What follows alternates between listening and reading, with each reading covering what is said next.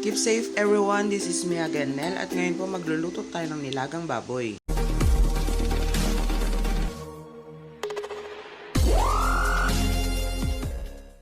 Bago po natin umpisa ng ating pagluluto, ihanda muna natin ang mga sangkap na ating kakailanganin.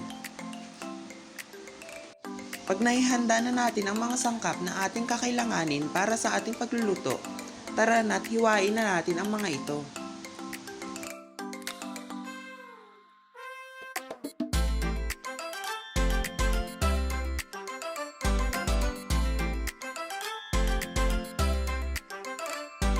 Habang hinihiwa natin ang ibang mga sangkap, maaari na natin pakuluan ang ating baboy. Para mapalambot na natin ito ng maigi, lagyan lamang natin ito ng tubig na sapat para sa ating baboy.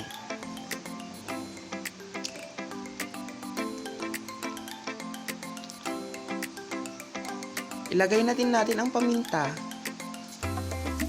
ang sibuyas, at lagyan na din natin ito ng unting asin para mas lumasa ito.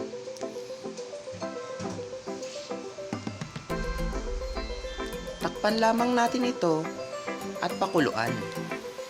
Habang pinapakuluan natin ang ating baboy, hiwain muna natin ang ibang mga sangkap na hindi pa natin nahihiwa.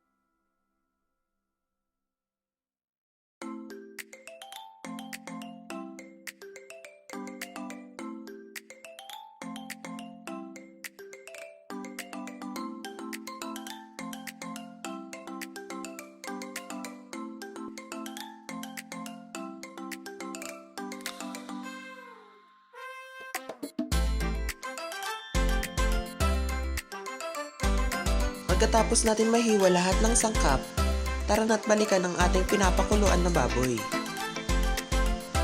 Nakikita nyo naman guys, tinatanggal ko yung lumalabas na bula dito. Haluin lamang ito at takpan uli. Balikan natin ito at ilagay na natin ang ating mais. Dahil ang mais pandagdag lasa sa ating niluluto.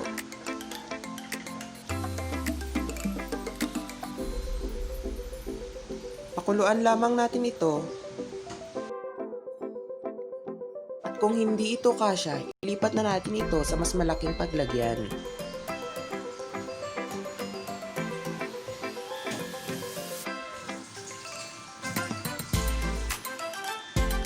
Dagdagan lang natin ang tubig kung kulang ito.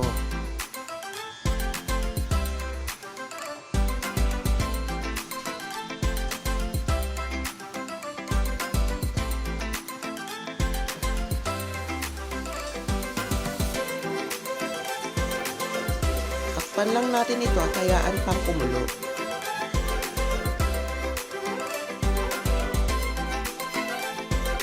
Malapit nang lumambot ang ating baboy, ilagay na natin ang ating patis. Haluin lamang ito at huwag kalimutan lagyan ng pork Knorr cubes dahil pandagdag lasa ito sa ating sabaw.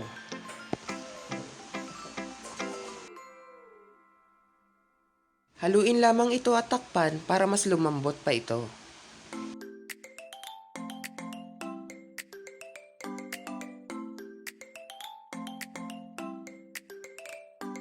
Haluin lamang ito at pag malambot na ang ating baboy, maaari na nating ilagay ang ating patatas.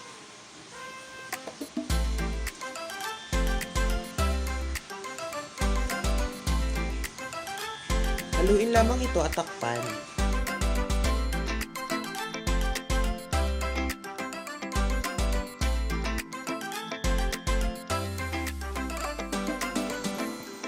Pag sapat na ang lambot nito, ilagay na natin ang ating repolyo.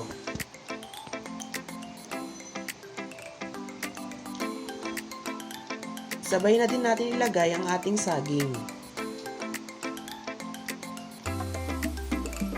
Pakuluan lang ito at antayin na maluto.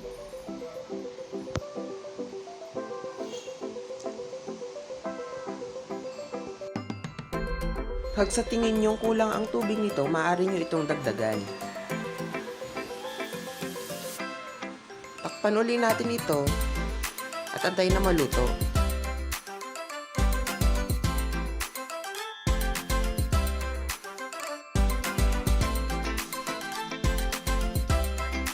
Ayan guys, luto na po ang ating napakasarap na nilagang baboy. Maaari na po tayong kumain. Pero bago po ang lahat, huwag niyo pong kalimutang i-subscribe ang aming channel. Huwag din pong kalimutang i-click ang notification bell para laging kayong updated sa amin. Maraming salamat po.